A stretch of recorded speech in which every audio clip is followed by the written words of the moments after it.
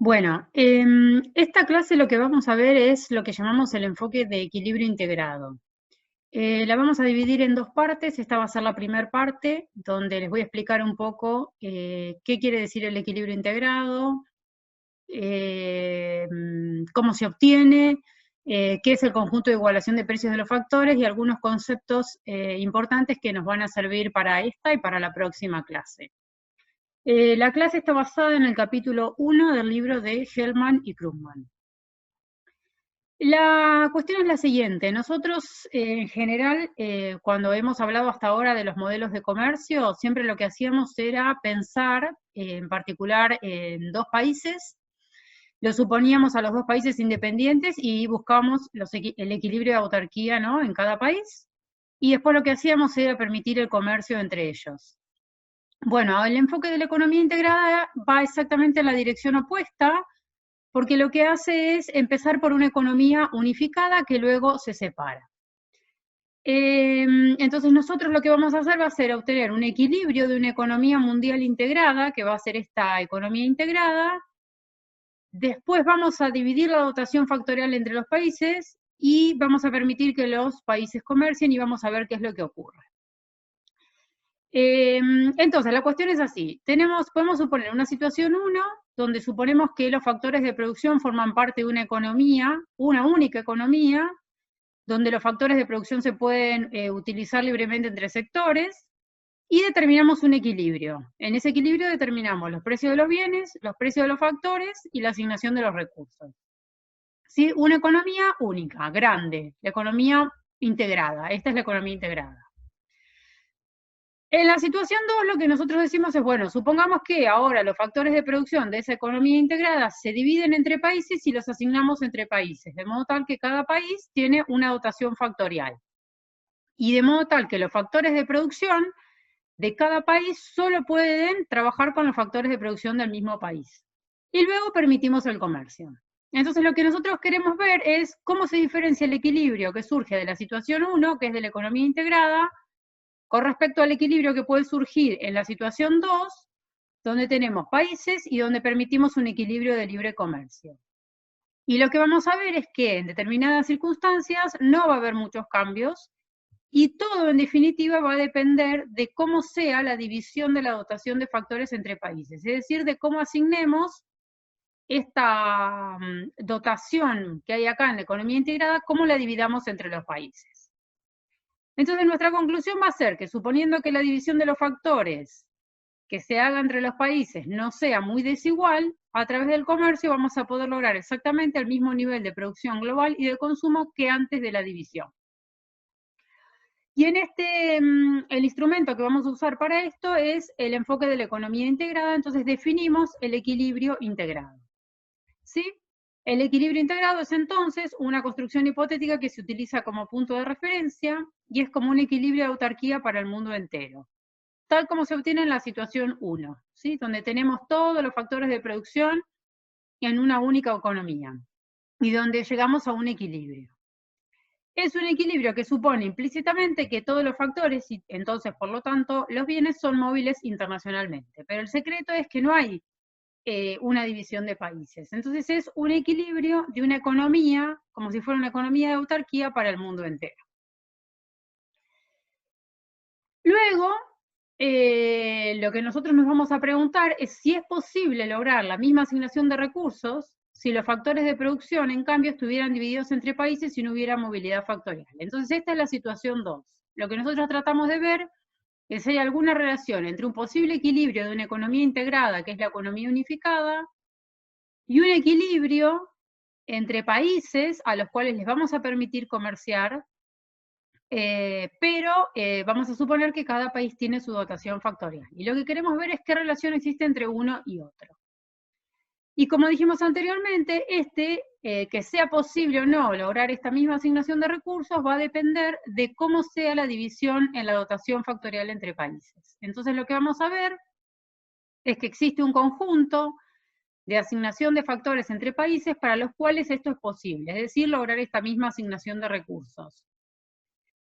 Y lo que decimos es que si las dotaciones de factores caen dentro de este conjunto, entonces los precios de los factores se igualan a través del comercio. Y por lo tanto este conjunto se denomina el conjunto de igualación de precios de los factores.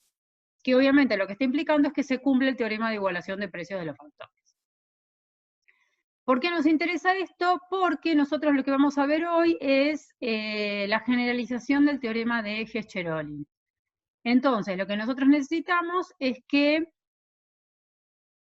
para poder hablar y para poder referirnos y que la generalización del teorema de Hecht-Cherolin se cumpla, se tiene que cumplir la igualación del precio de los factores en el equilibrio de libre comercio. Entonces, por eso va a ser importante. ¿Cuál es la generalización del teorema de Hecht-Cherolin? Es el teorema de Hecht-Cherolin-Banach, que lo que dice es que si los precios de los factores se igualan entre países y los países tienen preferencias homotéticas, entonces es posible deducir una relación entre dotación de factores y comercio. Con la particularidad de que ahora nosotros no vamos a hablar del comercio de bienes, sino que vamos a hablar del comercio de los servicios, de los factores contenidos en el comercio de un país. Es decir, no hablamos que un país comercia bienes, sino que hablamos que los países comercian los servicios de los factores de producción contenidos en los bienes. Y el enunciado del teorema es similar al teorema de Hecht-Cherolin, nada más que en vez de hablar de bienes, lo que postula el teorema es que un país va a ser un exportador neto, por ejemplo, de los servicios de los factores de producción en los cuales posee una abundancia relativa. ¿Sí? Después más adelante también vamos a definir esto en el contexto de generalización, cómo definimos abundancia factorial. Pero básicamente la idea es pensar las cosas un poco distintas, porque nuestro objetivo es ver qué necesitamos para poder generalizar el teorema de Hecht-Cherolin. Entonces lo que vamos a hacer es lo siguiente, vamos a plantear cuáles son los supuestos, donde los supuestos básicamente vamos a tomar un poco de los supuestos del modelo de Hecht-Cherolin porque estamos en ese contexto, y vamos a plantear las ecuaciones que caracterizan el equilibrio integral. Y a partir de ahí vamos a poder obtener el conjunto de igualación de precios de los factores y ver la relación que existe entre un equilibrio de libre comercio y con igualación del precio de los factores y el equilibrio de la economía integral. Otra cosa que vamos a hacer es que, como dije recién, el enfoque nosotros lo usamos para generalizar Hecht-Cherolin, es decir, que lo que estamos diciendo es que queremos pasar del enfoque que teníamos en las clases pasadas de 2 países, 2 bienes y 2 factores a algo más general. ¿Sí? Entonces, en particular vamos a tener N factores de producción, por ejemplo, y bienes, y tal vez J países. Pero lo que voy a ir haciendo es plantearles la generalización y en algún momento llevar esa generalización al caso de 2 por 2 por 2, 2 bienes, 2 factores, 2 países, para que ustedes se den cuenta bien cuáles son las condiciones, cómo se escriben, a qué nos estamos refiriendo, porque a veces con la generalización se dificulta.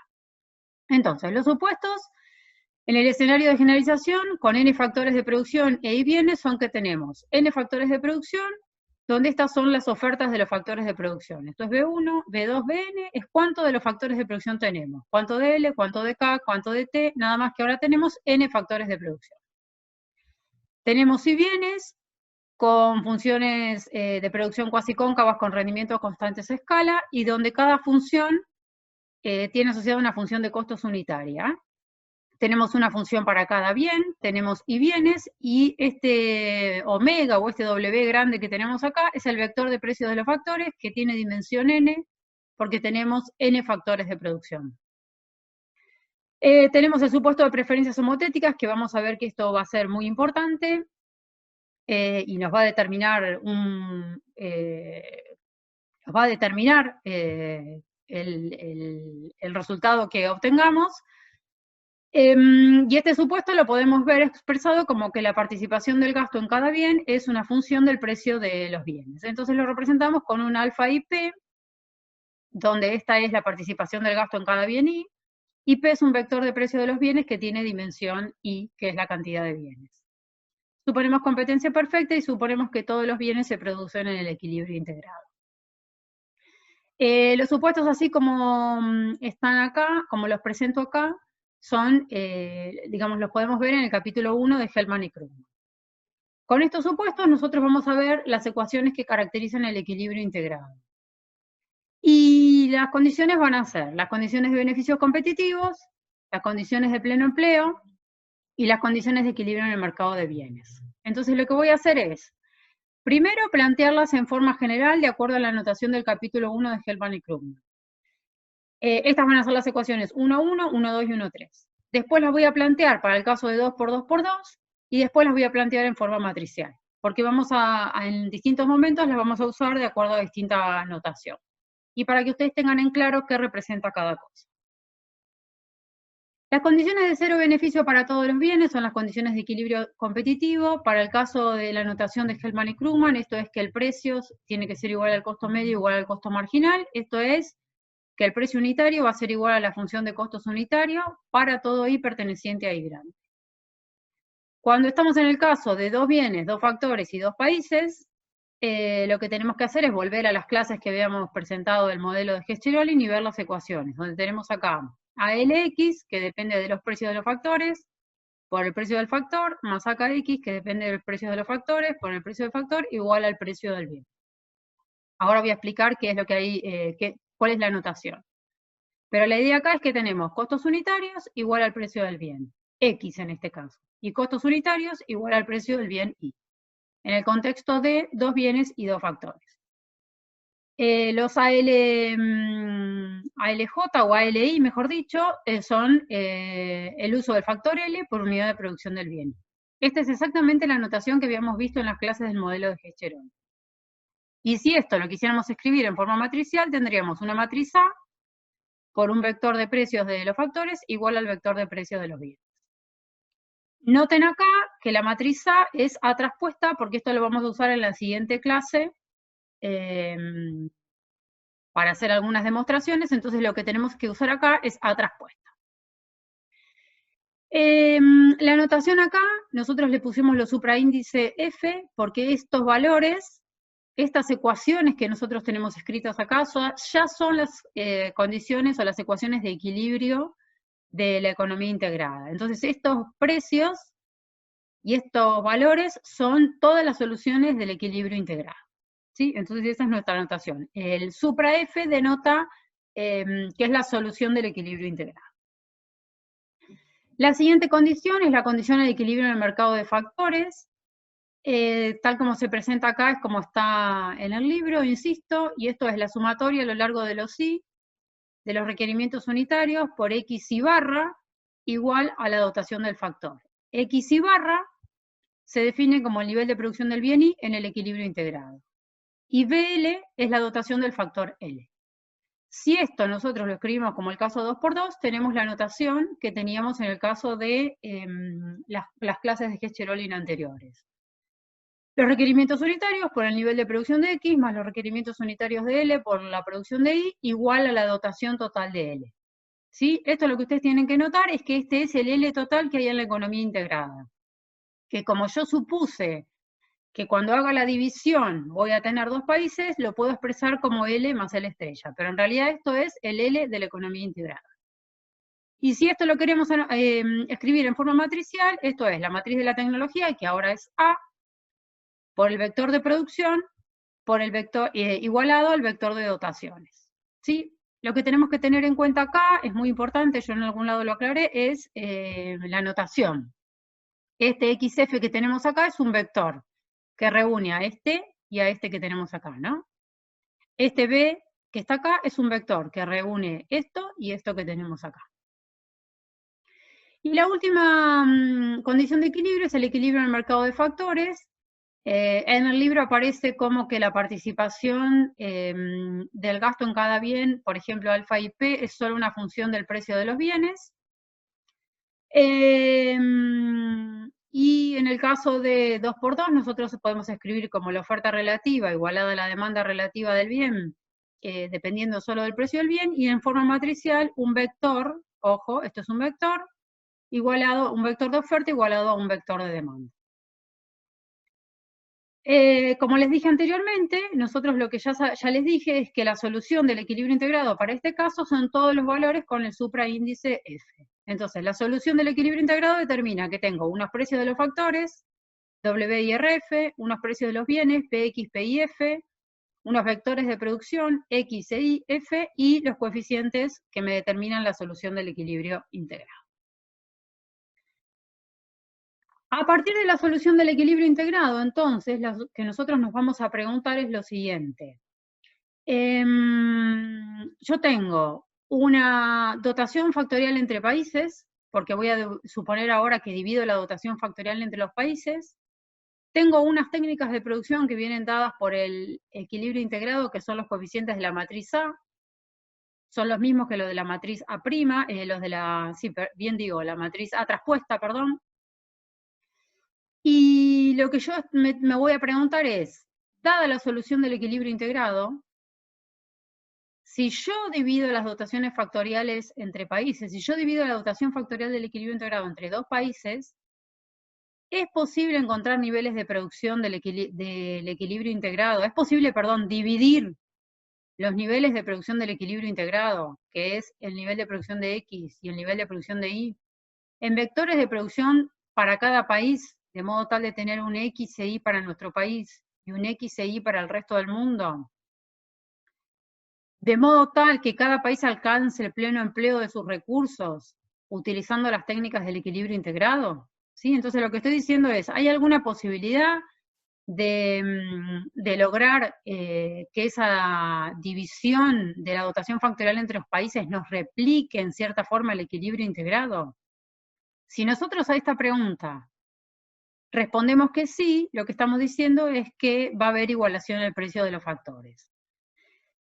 Y la respuesta va a ser afirmativa si nosotros logramos encontrar una división de la dotación factorial entre los países, de la dotación factorial del equilibrio integrado, es decir, tener un B para nuestro país y un B para el resto del mundo, de modo tal que podamos dividir los niveles de producción del equilibrio integrado en vectores de producción para cada país, que sean mayores o iguales que 0, o menores o iguales que los del equilibrio integrado.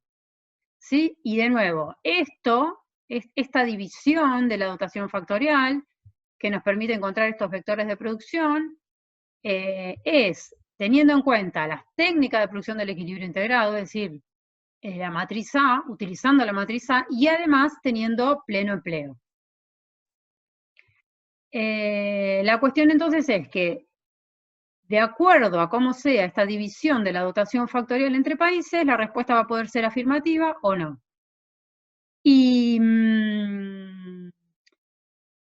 para alguna determinada división de la dotación factorial, la respuesta va a ser negativa. Entonces vamos a buscar, o podemos obtener un instrumento simple que permite obtener una respuesta rápida, es decir, una respuesta afirmativa siempre rápida, que es lo que llamamos el conjunto de igualación de precios de los factores. Bueno, lo que les pongo acá, lo que les menciono acá, es la relación que existe entre el equilibrio integrado y el equilibrio de libre comercio. Esto se los dejo para que ustedes lo miren, pero la idea acá es que tenemos que un equilibrio de libre comercio con igualación al precio de los factores es un equilibrio de la economía integrada, y lo que se puede ver acá es que las condiciones para un equilibrio de libre comercio son las mismas que las condiciones de equilibrio de la economía integrada, bien digo. Como les decía, lo que es importante acá es la notación. Por ejemplo, nuestro país lo indicamos con NP o sin supraíndice, y el resto del mundo con RM o con supraíndice estrellita. Y lo otro importante, tener en cuenta siempre, identificar cuando estamos hablando de un nivel de producción o cuando estamos hablando, por ejemplo, de un vector de producción. Entonces, lo que tenemos acá es cuáles son las condiciones de equilibrio del equilibrio de libre comercio, que nosotros que decimos que se satisfacen a unos precios WP, y nosotros vemos las condiciones de equilibrio de la economía integrada que se satisfacen también a SW y a SP, y podemos encontrar una solución en X para un B dado, es decir, para una asignación de la dotación factorial para nuestro país, y una solución en X estrella para un B estrella dado, es decir, la asignación factorial para el resto del mundo, entonces lo que decimos es que las condiciones de equilibrio de libre comercio se satisfacen a estos precios omega FPF o W grande FPF. ¿sí? Y estos precios acá, entonces, que resuelven el equilibrio integrado, son los precios que podemos poner acá, que nos van a dar el equilibrio de libre comercio con igualación en el precio de los factores. Bien. El siguiente paso es decir, bueno, vamos a explicar ¿qué es el conjunto de igualación de precios de los factores? Sabemos que tiene que ver con cómo se divide la dotación factorial entre países, pero vamos a hacerlo un poquito más explícito. Entonces acá lo que voy a hacer es plantearlo para el caso de 2x2, ir al caso general, que es el que aparece en el capítulo del libro, y volver al caso de 2x2 para que ustedes sepan bien de qué estamos hablando y cómo se obtiene una cosa en relación a otra. Entonces, el conjunto de igualación de precios de los factores, para el caso nosotros lo definimos. Dada la situación del equilibrio integrado, el conjunto de igualación es la dotación tal que la matriz de la tecnología por el vector de producción se tiene que igualar al vector de dotación con vectores de producción menores o iguales a los del equilibrio integrado, mayores o iguales que 0. Esto implica pleno empleo, y que esté acá quiere decir que lo que estamos pidiendo además es que se utilice la matriz de la tecnología del equilibrio integrado. Sí, entonces el conjunto de igualación de precios de los factores sería las dotaciones de K y L, tal que se puede cumplir que la matriz de la tecnología por el vector de producción se iguala al vector de dotaciones, es decir, tengo pleno empleo, usando la matriz de la tecnología y con vectores de producción, con niveles de producción, mejor dicho, mayores o iguales que 0 y menores o iguales que los del equilibrio integrado, tanto para X como para Y. ¿Sí? Entonces, este K sobre L es la dotación que yo le estoy asignando a lo que nosotros llamamos nuestro país. Y por diferencia me saldría la dotación, la dotación B estrella, que sería la que yo asigno al resto del mundo. Entonces, si nosotros tenemos que el vector de dotación de nuestro país y el vector de dotación del resto del mundo pertenecen al conjunto de igualación de precios de los factores, tenemos igualación de precios de los factores a nivel mundial. Entonces, esta es la manera de expresar el conjunto de igualación de precios de los factores para un caso de 2 países, 2 factores y 2 bienes. Cuando nosotros vamos a la generalización, que es lo que les aparece a ustedes en el libro de Hellman y Krugman, lo que decimos es, bueno, tengo N factores de producción, Y bienes y J países. Acá la idea es la siguiente, cada país J recibe una dotación de factores. Entonces tenemos, por ejemplo, la dotación del país J va a ser la dotación de cada uno de los factores que le corresponden al país J, donde el subíndice es el factor y el supraíndice es el país. Y el conjunto de igualación de precios de los factores son la dotación del país 1, la dotación que le corresponde al país 2, la dotación que le corresponde al país J. Y acá vamos a ver alguna notación particular. Tal que existe un lambda IJ, ahora lo vamos a definir, y que la sumatoria de esos lambda IJ a lo largo de los J para cada I es igual a 1, y tal que el vector de dotación del país J es igual a la sumatoria de los lambda IJ por un vector B y barra, B y barra. Acá me parece que hay un igual a 1 de más. Sí, el BJ es igual a la sumatoria del lambda IJ por el BI barra, donde el lambda IJ se define como el XIJ sobre el XI barra, y entonces,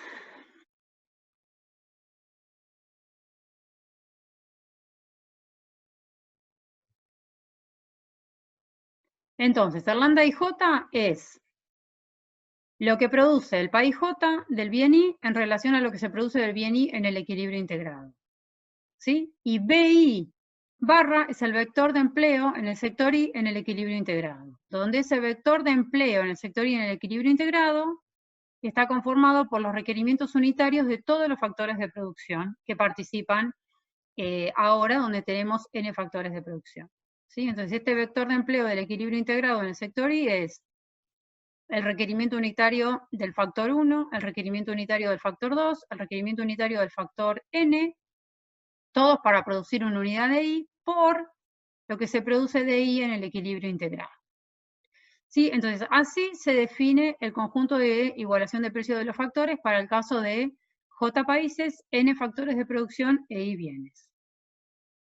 Entonces, lo que hice después fue llevar eso al caso de 2x2x2 para que ustedes puedan efectivamente entender que este es el conjunto de igualación de precios de los factores. ¿Sí? Entonces, lo que vamos a hacer es volver un cachito para atrás y decir, bueno, ¿cómo esto lo planteamos para el caso 2x2x2?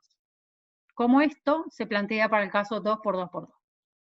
Entonces, lo que vamos a decir, si dada esta definición, estamos con que L ahora es 2, I es 2, N es 2 y J es 2, el conjunto de igualación de precios de los factores es la dotación factorial del país 1 y la dotación factorial del país 2, tal que existe ese lambda y J mayor o igual que 0, definido igual que acá, donde la sumatoria a lo largo de los lambda, la sumatoria a lo largo de los J de los lambda es igual a 1 para todos los bienes, y donde el vector de dotación factorial del país 1 se define como la sumatoria del lambda y 1 por el vector de empleo en el sector I.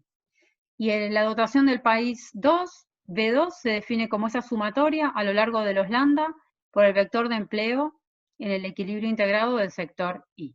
¿Sí? Entonces lo que hacemos es descomponer esto y ver si efectivamente es cierto que este B1 es cuánto de los factores tiene el país 1.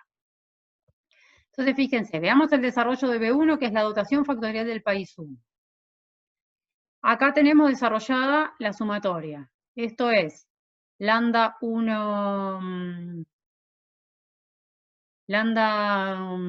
veo nada, lambda 1, 1 por B1 del equilibrio integrado, más lambda 2, 1 por B2 del equilibrio integrado. B1 es la dotación factorial del país 1. Lambda 1, 1 es la participación del país 1 en la producción del bien 1 en relación a lo que se produce el bien 1 en el equilibrio integrado. Lambda 2, 1 es la participación del país 1 en la producción del bien 2 en relación a lo que se produce el bien 2 en el equilibrio integrado. ¿Sí? Entonces lo que tenemos ahí es B1 barra como el vector de empleo en el sector 1 en el equilibrio integrado. Y B2 barra es el vector de empleo en el sector 2 en el equilibrio integrado. ¿Sí? Entonces lo que hacemos es, de acá, nos vamos acá abajo y reemplazamos los valores de lambda y del vector de empleo. ¿Sí? Y finalmente lo que obtenemos es que el vector de dotación del país 1, definido con el supraíndice, es cuánto tiene del factor 1 el país 1 y cuánto tiene del factor 2 el país 1. ¿Sí? Y lo mismo podemos hacer para el país 2. Entonces lo que hicimos fue, definimos el conjunto para el caso de 2x2 en forma sencilla. Definimos el conjunto para el caso general con n factores, y bienes y j países, con la notación que se utiliza, y lo que hicimos después es utilizar esta notación para reexpresar el conjunto para el caso de 2x2x2 y demostrar que efectivamente la dotación del país es cuánto tiene del factor 1 y cuánto tiene del factor 2. Y para el caso del país 2, cuánto tiene del factor 1 y cuánto tiene del factor 2. El siguiente paso es decir, bueno, lo que vamos a hacer ahora es caracterizar el conjunto y graficarlo. Y para graficar el conjunto de igualación de precios de los factores, lo que necesitamos es los valores que nos brinda la solución del equilibrio integrado. Entonces, dada la solución del modelo del equilibrio integrado, tenemos la matriz de la tecnología, que nos va a dar los coeficientes que nos van a determinar las pendientes de los rayos del conjunto de igualación de precios de los factores. Los niveles de producción también son los que surgen del equilibrio integrado y nos van a determinar la longitud de los rayos. Y los A y J tienen metido adentro los precios de los factores y de los bienes. ¿Sí? Entonces, la matriz de la tecnología, nosotros vamos a graficar el conjunto de igualación de precios de los factores en el espacio KL. La matriz de la tecnología nos va a decir cómo son las pendientes de estos rayos. Y los niveles de producción nos va a decir cuál es la longitud del rayo. ¿Sí? Si yo estoy acá, lo que tengo son los requerimientos unitarios, entonces fíjense que este puntito acá me determina ALX y AKX, requerimientos unitarios para producir una unidad X. Cuando estoy acá, lo que determino es cuánto de L y K necesito para producir el X del equilibrio integrado. Entonces, si yo lo que hago es sumar lo que necesito de L y K para producir el X del equilibrio integrado, y le sumo lo que necesito de L y K para producir el Y del equilibrio integrado, este es este vector que tengo acá, entonces lo que obtengo es lo que necesito de L y K para producir la producción de equilibrio integrado, y llego al punto de dotación factorial mundial. ¿Sí? Y ahí, de esta manera, pude obtener este paralelogramo, que es el conjunto de igualación de precios de los factores, que se determinó, de nuevo, por las pendientes que vienen dadas por la tecnología, y por la longitud de los rayos que vienen dados por los niveles de producción. ¿Sí? Entonces sumé cuánto necesito de LK para producir X, más cuánto necesito de LK para producir Y. Lo que produzco de X y de Y es la solución del equilibrio integrado, y entonces este punto de acá me dice cuál es la dotación factorial mundial. ¿Sí? Porque tengo pleno empleo y utilizo la matriz de la tecnología. Entonces, cuando nosotros graficamos directamente el conjunto de igualación de precios de los factores a partir de una caja de Edgeworth, lo que hacemos es ver cuál es la dimensión de la dotación factorial mundial, que en este caso nosotros después la vamos a dividir entre dos países, pero K más K estrella es cuánto de K hay en el equilibrio integrado, y L más L estrella es cuánto de L hay en el equilibrio integrado. Dibujamos la caja de acuerdo a la cantidad de factores que hay en la economía. Este puntito acá, entonces, que sería la dotación factorial agregada mundial, es este mismo que tengo acá, el B barra que tengo acá. ¿Sí? Estas pendientes van a ser las mismas pendientes de este rayo que tengo acá. ¿Sí? Lo que hice acá fue replicar el paralelogramo. Y la longitud de los rayos es los niveles de producción. Un detalle importante acá es que las pendientes de los rayos lo que nos dan es la intensidad de uso de los bienes. ¿Sí? Entonces lo que yo estoy definiendo acá es que tengo los A y J, de acuerdo a cómo defino la relación entre los A y J, veo que en este caso, por ejemplo, X es relativamente intensivo en L e Y es relativamente intensivo en K. Entonces, este rayo que tengo acá es el que me determina la producción de Y, y este rayo que tengo acá me determina la producción de X. ¿Sí? Esto mismo lo puedo ver acá, donde la pendiente AKI sobre ALI es mayor que AKX sobre ALX. Y esta longitud del rayo, que me determina cuánto se produce de los bienes, también es lo que llamamos acá el vector de empleo del equilibrio integrado en X o en Y. ¿Sí? El vector de empleo del equilibrio integrado en X tiene en cuenta los requerimientos de los coeficientes unitarios para X y el nivel de producción del equilibrio integrado de X. Y el vector de empleo del equilibrio integrado de Y tiene en cuenta los requerimientos unitarios para Y y la producción de Y del equilibrio integrado. ¿Sí? Y estos, entonces, lo que nos dan es la longitud del rayo. Fíjense acá que nosotros definimos como el rayo OQ, que es igual al rayo O'Q', que es el vector de empleo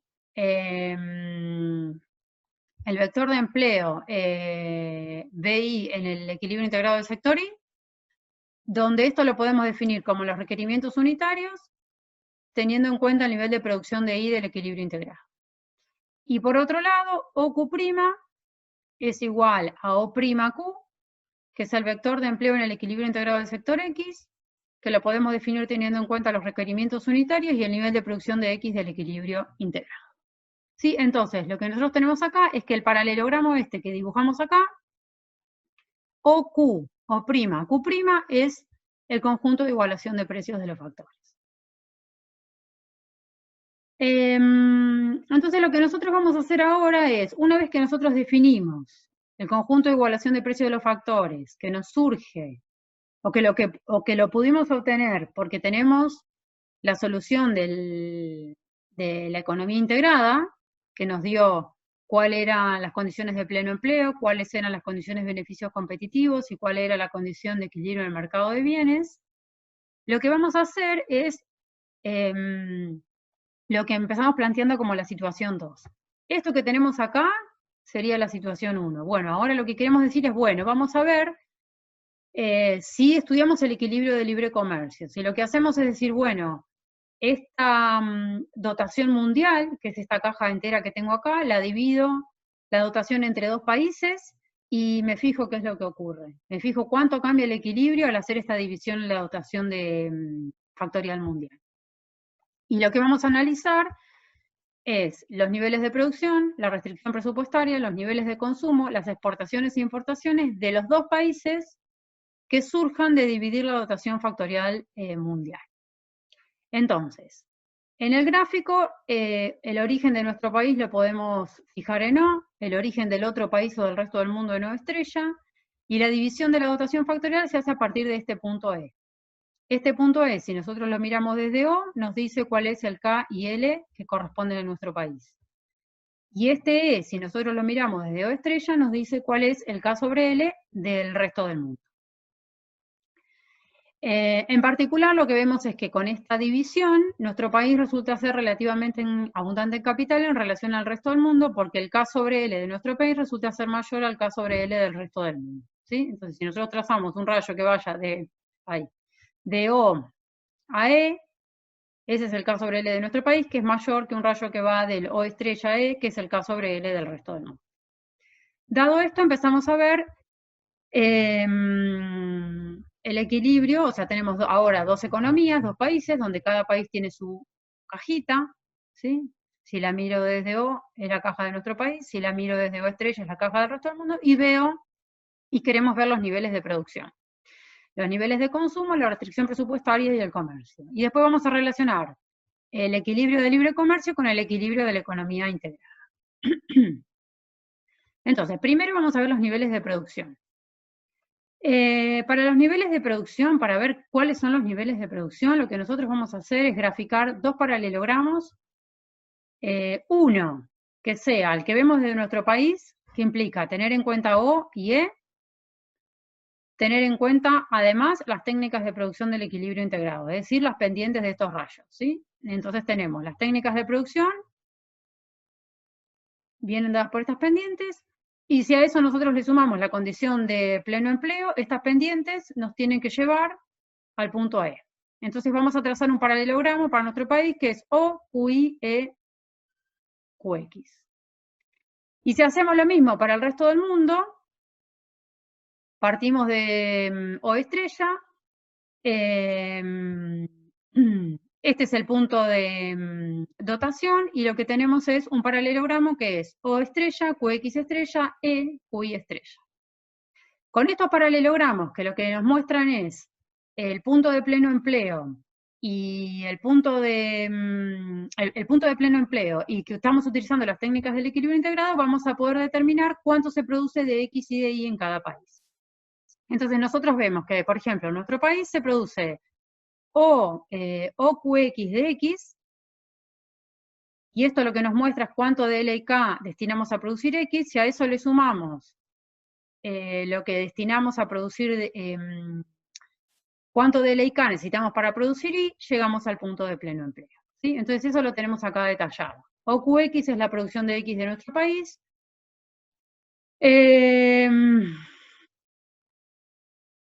Bueno, y no tengo acá lo de Y, pero la idea es hacer eso para X y para Y. Entonces, fíjense, si nosotros miramos, ¿cuánto necesitamos de X, de L y de K para producir X en nuestro país? ¿Y cuánto necesitamos de L y K para producir X en el resto del mundo?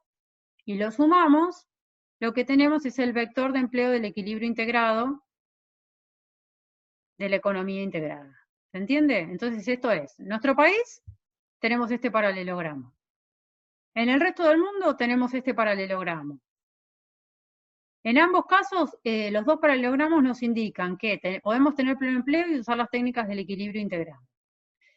Y dado eso, lo que nosotros determinamos es cuánto se produce de X en nuestro país, cuánto se produce de X en el resto del mundo. Si hacemos la suma, vemos que lo que producen los dos países es lo que se produce de X en el equilibrio integrado, es decir, XF. Y lo mismo para Y. Entonces, los niveles de producción de nuestro país y del resto del mundo replican la producción de la economía integrada con pleno empleo de los recursos en ambos países, esto es llegar a E desde ambos lados, desde O y desde O estrella, y utilizando las técnicas de producción del equilibrio integrado. ¿Sí? La matriz A. La idea acá es que nosotros lo que estamos viendo a través de este gráfico es que en vez de hablar de bienes, podemos hablar de los servicios, de los factores de producción contenidos en la producción de nuestro país, ¿sí? Y del resto del mundo. Si nosotros miramos este puntito E desde O, lo que nos dice es cuánto de L y de K hay contenido en la producción de X y de Y de nuestro país. Si miramos E desde O estrella, lo que nos dice esto es cuánto de L y de K hay contenido en la producción de X del resto del mundo. Bien.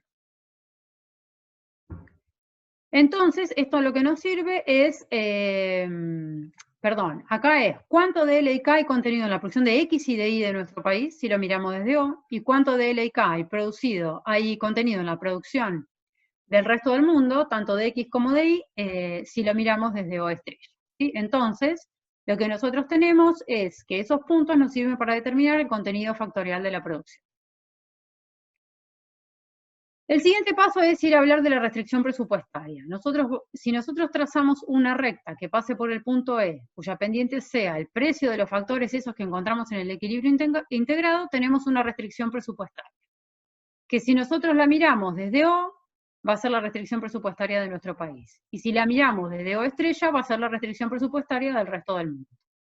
¿Sí? Entonces ahí tenemos dos líneas que identificamos en el gráfico, la línea 1 y la línea 2. La línea 1 es lo que les decía, es una línea con pendiente menos W sobre R, que son los precios del equilibrio de la economía integrada, evaluados en el punto de la dotación, que si la miramos desde O nos dice cuál es la restricción presupuestaria de nuestro país.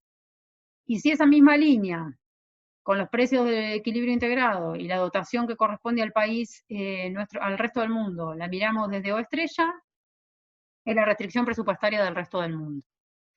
Y esta línea 2 es la restricción presupuestaria de la economía integrada o de la economía unificada.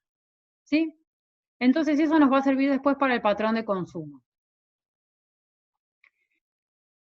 Un detalle adicional que nos va a servir para después es que nosotros a esa diagonal o estrella va a ser una medida del ingreso mundial, y lo que vamos a decir, esto nos va a servir para después, que S, que es OC sobre O estrella, es una participación de nuestro país en el ingreso mundial, y S estrella, que la vamos a definir como O estrella C sobre O estrella, es la participación del resto del mundo en el ingreso mundial. Eso nos va a servir para después.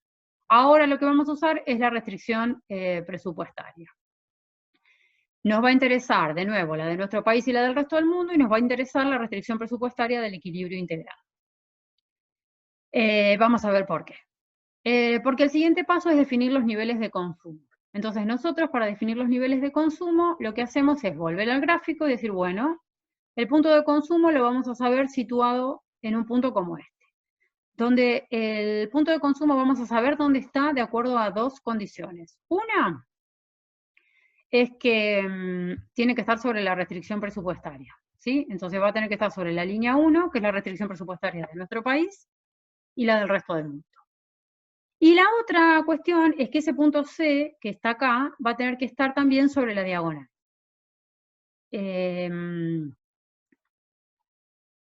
La única manera en la que nosotros podemos determinar dónde efectivamente se ubica el punto C es si suponemos que las preferencias son homotéticas. ¿Sí? Sin el supuesto de preferencias homotéticas, nosotros no podemos ubicar el punto C fehacientemente.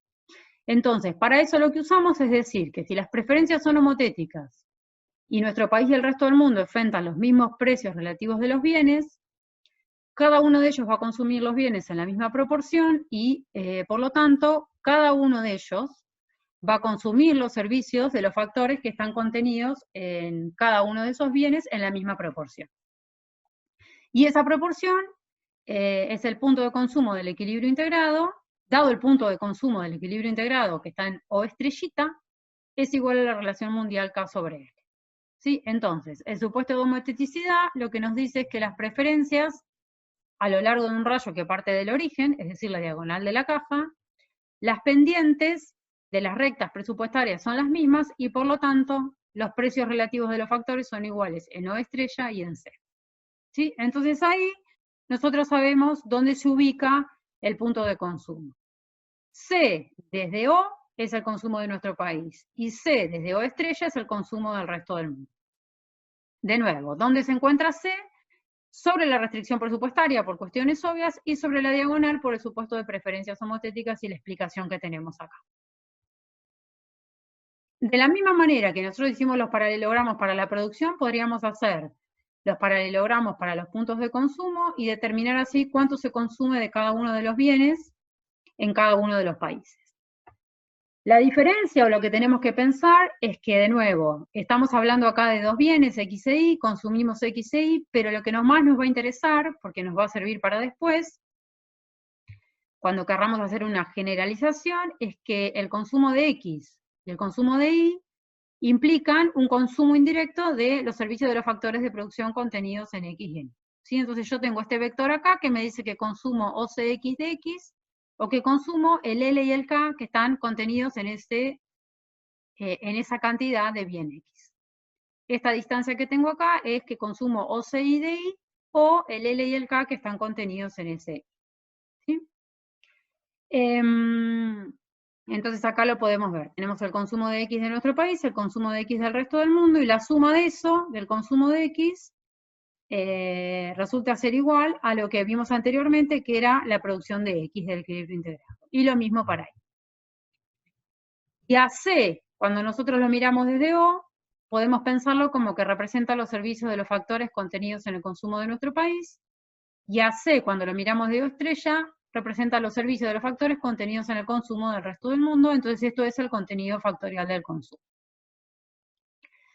A partir de niveles de producción, restricción presupuestaria y niveles de consumo, obtenemos el patrón de comercio. ¿Cómo obtenemos el patrón de comercio? Con la producción de X de nuestro país, el consumo de X de nuestro país, y la diferencia, podemos notar en el gráfico que OCX es mayor que OQX, entonces la diferencia son las importaciones de X de nuestro país. Para el caso del bien Y, tenemos que OQI es mayor que OCI, entonces la diferencia son las exportaciones de Y de nuestro país. Y lo que vemos es que se cumple la predicción de Geschirolin, que decía que nuestro país, relativamente abundante en K, como vimos que lo definíamos, exporta el bien Y relativamente intensivo en K, e importa el bien X relativamente intensivo en L. Para el resto del mundo se cumple que al ser relativamente abundante exporta X e importa Y, y la idea es que dado el punto de dotación y el punto de consumo, determinamos exportaciones e importaciones, y estamos acá casi diciendo casi nada nuevo. Esta es la predicción del modelo de Geschirolin tradicional, hablando del patrón explícito de comercio en bienes. ¿Sí? Pero esto nos va a servir para hablar de Geschirolin-Banach, que en vez de hablar de comercio de bienes, habla del comercio de los servicios de los factores contenidos en los bienes, y para eso usamos el contenido factorial del comercio. Y entonces ahora la idea es pensar esto mismo que veníamos trabajando, pero en vez de hablar de bienes, pensar en este patrón implícito de comercio en los servicios de los factores de producción.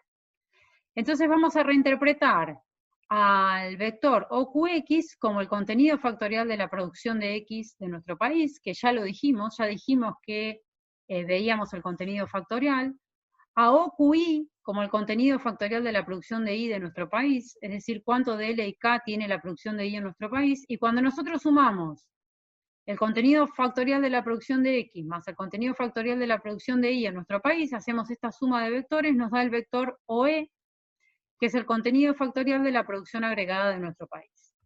En el gráfico, es lo que les decía hoy. Si yo a OQX le sumo OQI, lo que obtengo es una recta que va de O hasta E, y me da el contenido factorial de la producción agregada de nuestro país.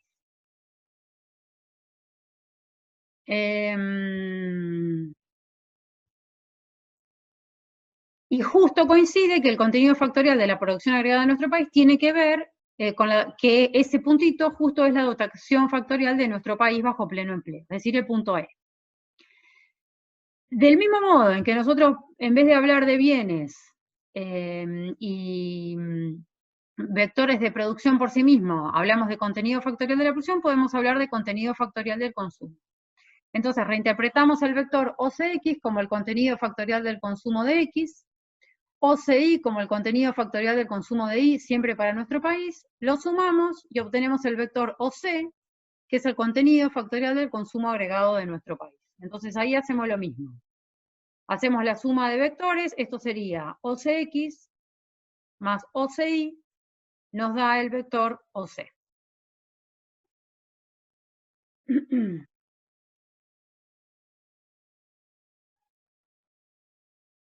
El contenido factorial del comercio se define entonces como el contenido factorial de la producción menos el contenido factorial del consumo y nos da el vector OC. O el contenido factorial del consumo menos el contenido factorial de la producción que nos da el vector EC. Ese vector EC es la diferencia de los vectores OE y OC. Ese es entonces el comercio neto de los servicios de los factores de producción. Entonces, en vez de mirarlo en términos de bienes, como decíamos recién, nuestra conclusión acá es que nuestro país, relativamente abundante en K, comercia las cantidades de los factores representadas por el segmento EC, exportando algunos servicios del capital, que es su factor relativamente abundante, e importando algunos servicios del trabajo, que es el factor en el que es relativamente escaso.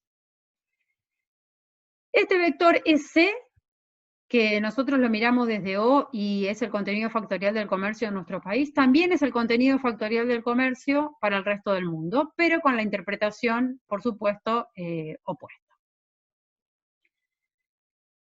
Bien, entonces, dos cosas más. Hasta ahora nosotros lo que vimos es que la división de la dotación factorial, como dijimos, todo depende de cómo se divide la dotación factorial entre países, ¿sí? Entonces, si la dotación factorial, la división de la dotación factorial cae dentro del conjunto de igualación de precios de los factores, no tenemos ningún problema y está todo bien. Lo que queremos ver es qué ocurre si, por ejemplo, el punto de dotación que divide la dotación factorial de los países está en un punto como E, es decir, fuera del conjunto. Nosotros tenemos que hacer la pregunta que nos hacíamos para el caso anterior. Dada esta división de la dotación factorial, ¿pueden los países utilizando la matriz de la tecnología, con pleno empleo, lograr niveles de producción iguales a cero o positivos y menores o iguales a los del equilibrio integrado? Sí, entonces la idea es, ¿puedo tener pleno empleo? ¿Puedo usar las técnicas de producción del equilibrio integrado y lograr niveles de producción positivos o cero o menores o iguales a los del equilibrio integrado? Y la cuestión es que nosotros para llegar al punto E, con pleno empleo y con la matriz de la tecnología, solamente lo lograríamos, por ejemplo, si el nivel de producción de X fuera negativo, lo cual no puede ser. Entonces, lo que ocurre, si la división de la dotación factorial entre países se da en un punto como E, es que E es un punto fuera del conjunto de igualación de precios de los factores. ¿Qué pasa ahí? ¿Puede haber un equilibrio de libre comercio? Sí, pero ese equilibrio de libre comercio no asegura la igualación en el precio de los factores. ¿Sí? Entonces, equilibrio de libre comercio puede haber, pero ahí no hay igualación del precio de los factores. Y el último punto, que es el que nos va a dar pie un poco a lo que sigue la clase que viene, es, bueno, finalmente vamos a tratar de ver la utilización de la utilidad de este enfoque. Entonces vamos a ver si podemos generalizar el teorema de Hess-Cherol. Y queremos preguntarnos si podemos generalizar el teorema en esto de decir que cada país exporta los bienes relativamente intensivo en los factores en los que el país es relativamente abundante. Y lo que nosotros vamos a ver es que esto no siempre se puede generalizar. Vamos a ver un caso, supongamos, 3 bienes y 2 factores. 2 factores porque es lo que podemos graficar. Entonces este es el gráfico de la economía integrada. Los bienes son, este es el vector de pleno empleo de X, este es el de Y y este es el de Z. Y la pregunta que nos tenemos que hacer es, ¿podemos encontrar vectores de producción, es decir, estos vectores de producción que sean iguales o mayores que cero los niveles de producción, o iguales o menores que la producción del equilibrio integrado para cada país, de modo tal que cada uno emplee las técnicas del equilibrio integrado, es decir, utilice estas pendientes, esta tecnología, y además tenga pleno empleo, es decir, que cada país llegue al puntito E? Entonces, ¿cuál es la idea? Siguiendo la lógica anterior, si el punto de división de la dotación de factores cae dentro del paralelogramo este, que sería nuestro conjunto de igualación de precios de los factores ahora con 3 bienes y 2 factores, la respuesta a esa es afirmativa. ¿Puedo tener pleno empleo, usar A y encontrar esos vectores de producción? Sí. ¿Cuál es el único problema? El único problema es que la división de la producción, los niveles de producción o el patrón de producción no va a ser único. ¿Sí? Entonces yo puedo encontrar estos vectores de producción que me preguntan, los puedo encontrar con pleno empleo, usando A, pero la división de la producción entre países no es única. ¿Sí? Entonces fíjense que, por ejemplo, puede darse un caso donde se produzca esto de X de Y de Z o esto de X y de Y de Z. Es decir, que se produzca esto de X, esto de Y y esto de Z, y yo llego al pleno empleo utilizando las técnicas de producción de la matriz A, o podría darse que se produzca 0, 2 de X, nada de Y y 2E de Z.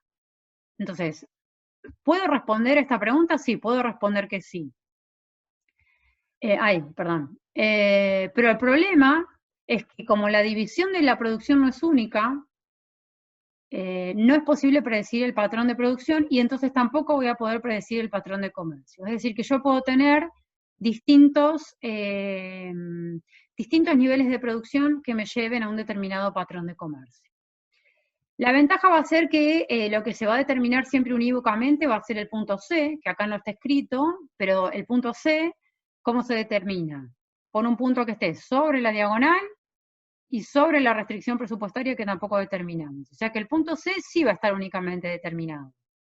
El punto E también va a estar únicamente determinado, pero lo que no va a estar determinado es cuál es el nivel de producción de los bienes. ¿Sí? Yo voy a tener distintos niveles de producción de los bienes que me pueden llevar a E con la matriz de la tecnología A. Entonces, no tengo definido el patrón de producción y no tengo definido el patrón de comercio. Lo que sí está definido siempre es el contenido factorial del comercio. ¿Por qué?